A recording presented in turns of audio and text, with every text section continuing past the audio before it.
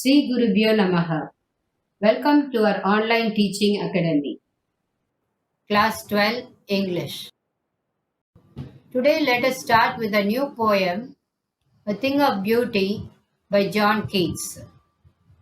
A Thing of Beauty is one of the most beautiful poems in English literature. This extract is the beginning of the epic poem Endymion, which is a 4,000-line poem in 4 volumes. Each contains 1,000 lines. A Thing of Beauty belongs to the romantic genre. The poem is written in rhyming couplets. There are so many beautiful things that nature has gifted us. All these things captivate our mind. A thing of beauty is a boon to human beings. Such beautiful things remove our sorrow and gives us joy and peace. We can say that beauty is in the eyes of the beholder. Let us know about the author John Keats. He was born in London in the year 1795 and died in Rome in 1821 at the young age of 25 due to illness. He is a British romantic poet. This poem, A Thing of Beauty, is an excerpt from his poem Endymion, a poetic romance considered to be an epic poem. Throughout the text, the speaker intends to explain the truth of beauty. In this poem, the poet compares the thing of beauty with a number of other things to describe how important it is for us. Let us now look into the line-by-line explanation of the poem. A thing of beauty is a joy forever. Its loveliness increases, it will never pass into nothingness, but will keep a bower quiet for us and a sleep full of sweet dreams and health and quiet breathing. A thing of beauty is a joy forever. It means a thing of beauty is a source of everlasting joy.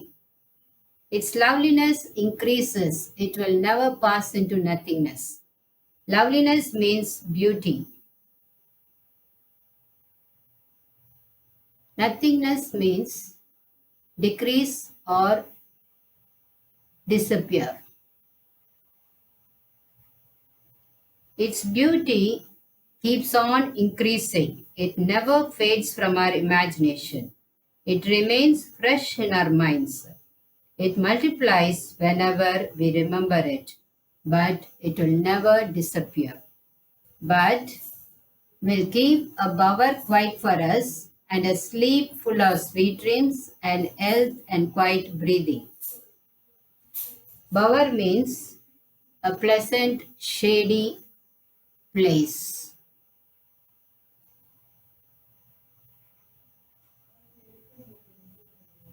Quiet breathing means peace of mind.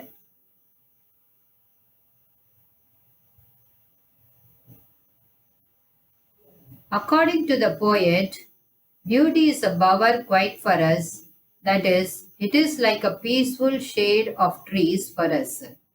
It is a sleep full of sweet dreams, it keeps us healthy and brings mental peace.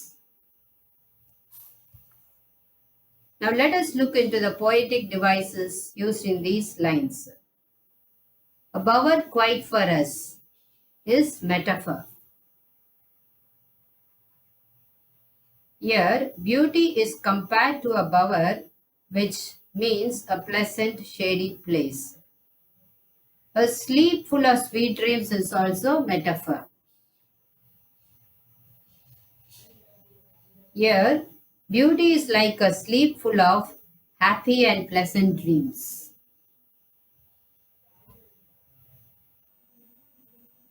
Therefore, on every morrow are we wreathing a flowery band to bind us to the earth.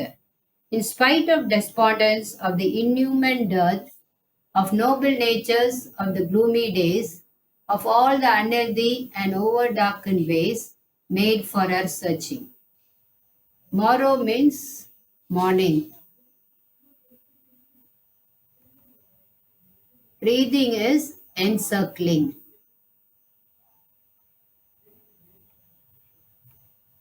Therefore, on every morrow are we wreathing a flowery band to bind us to the earth.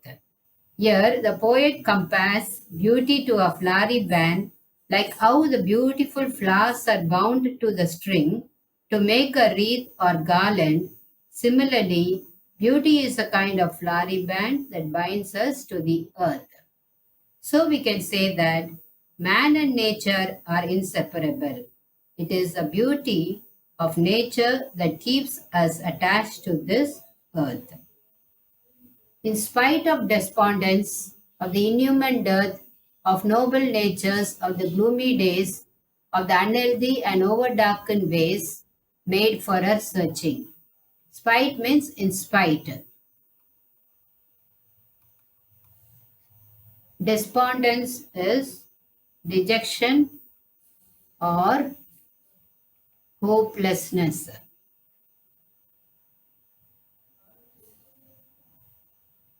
Inhuman dearth of noble natures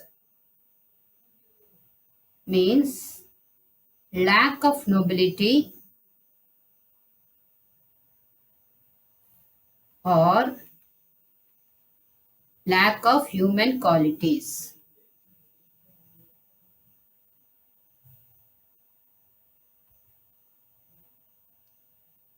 Gloomy days. Gloomy means sad. Over darkened ways. Darkened here is evil. So, in spite of despondence of the human dearth, of noble natures, of the gloomy days, of all the unhealthy and over darkened ways made for our searching. In spite of despondence, there is hopelessness in our life because earthly life is full of negativity and sad moments. Of the inhuman dearth of noble natures, of the gloomy days, of all unhealthy and overdarkened ways made for our searching. People are selfish and lack nobility. People with good qualities are missing because most of the people are self centered and pursue evil ways. Our life is surrounded with sad times and unhealthy and evil ways due to our searching for livelihood, for food, shelter. There are things in life that cause suffering and pain like despondence, dearth of noble natures, gloomy days, and over darkened ways. It is at such times that objects of beauty, that is, some noble deeds, remove our tension, troubles, and sadness and gives us joy and peace. Now let us look into the poetic devices used in these lines. Are we reading? Is inversion. Here you can see the normal order of the words are reversed. Instead of we are, the poet has used are we. Wreathing a flowery band to bind us to the earth is metaphor.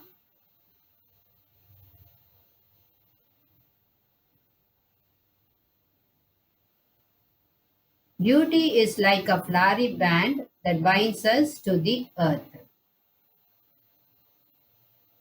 Band bind is alliteration.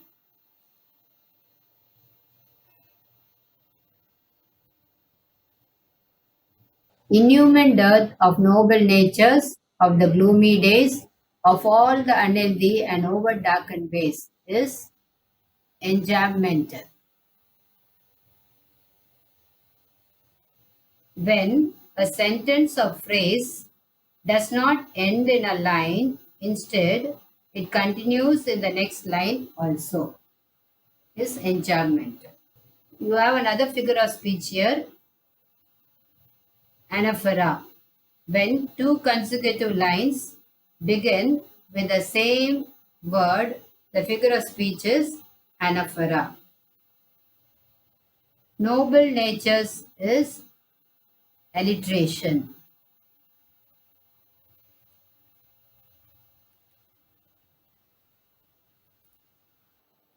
Gloomy days is transferred epithet. Here, gloomy days refers to the sadness in people. It is understood that days are not gloomy but the people. Over-darkened ways. Unhealthy and over-darkened ways is also transferred epithet. It is the people who are unhealthy and unhappy.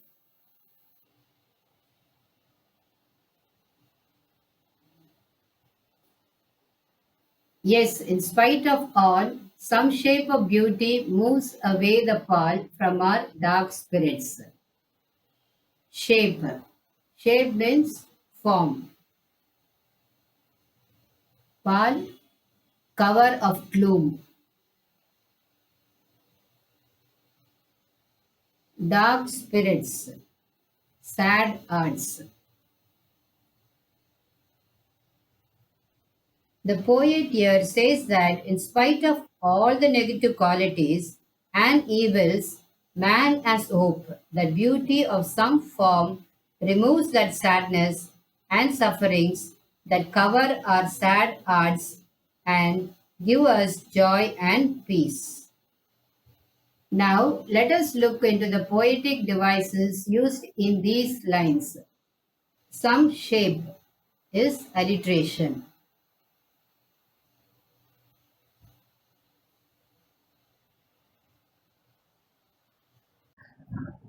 Such the sun, the moon, trees old and young, sprouting a shady boon for simple sheep.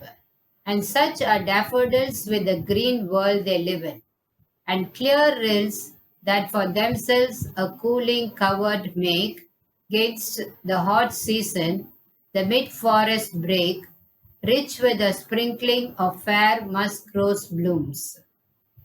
Sprouting. Sprouting means to develop suddenly in large numbers.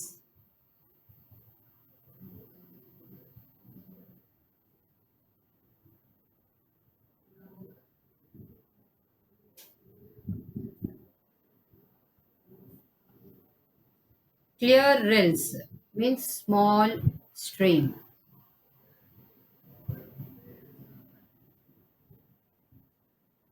Cooling covered is cool shady place.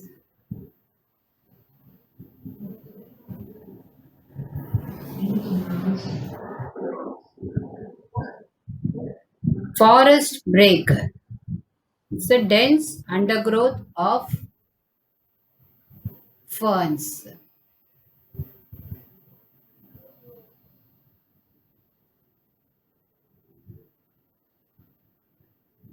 Here, the poet says that there are beautiful things provided to us by nature that gives us joy and happiness, like the sun, moon, old and young trees, which provide shade for small animals like sheep.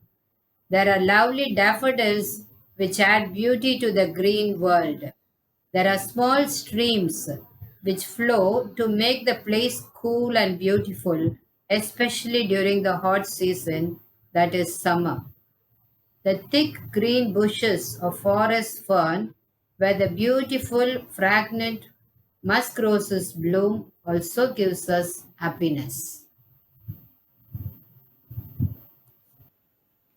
Let us see the poetic devices used in these lines. Old and young is antithesis. These two opposite words, old and young. Green world is metonymy. Hot season is also metonymy. It is metonymy because one concept is closely associated with the other concept. Green world means earth. Hot season means summer.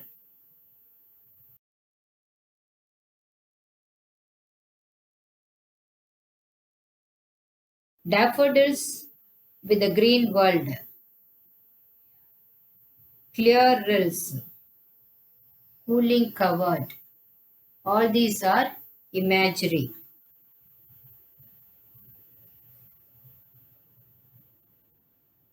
We'll see the alliterations here.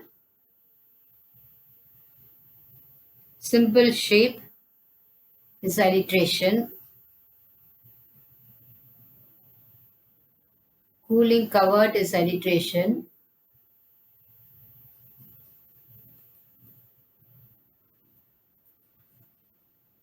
Simple shape.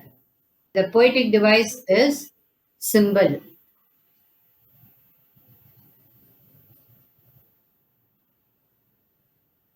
It refers to mankind.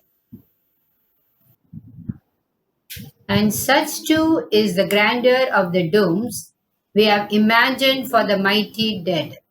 All lovely tales that we have heard or read, an endless fountain of immortal drink, pouring unto us from the heavens' brink.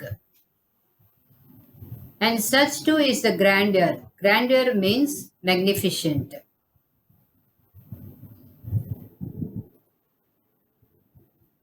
Dooms means the day of judgment.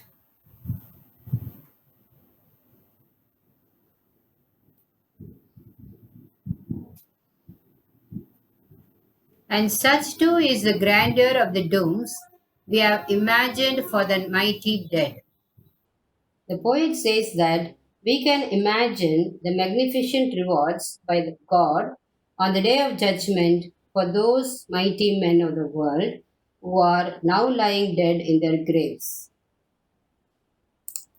These mighty dead are great people, warriors, and heroes who lived their lives with grandeur and met their ends bravely and heroically.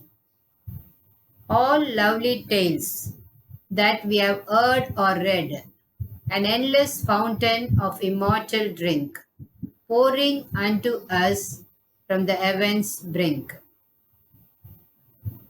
Here, the poet says that all lovely tales or stories we have heard or read are like fountain of nectar or heavenly drink.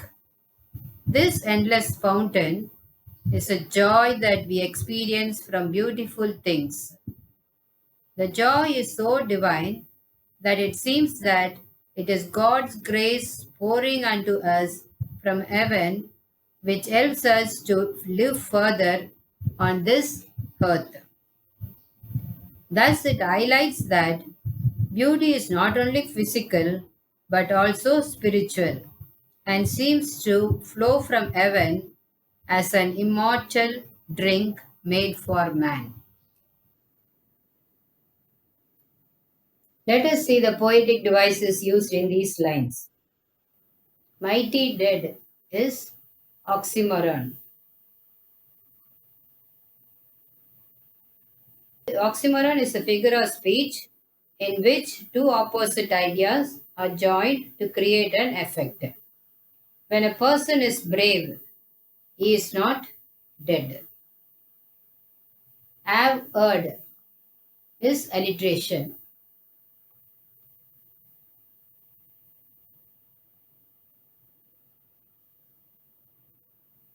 Endless fountain of immortal drink is metaphor. Beautiful objects of nature are forever like a never ending portion of a drink. Here, endless fountain is indirectly compared to a thing of beauty. It is also imagery.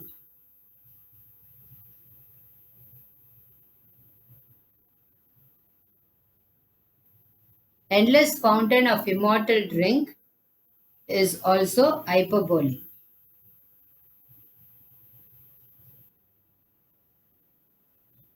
It is an exaggerated statement.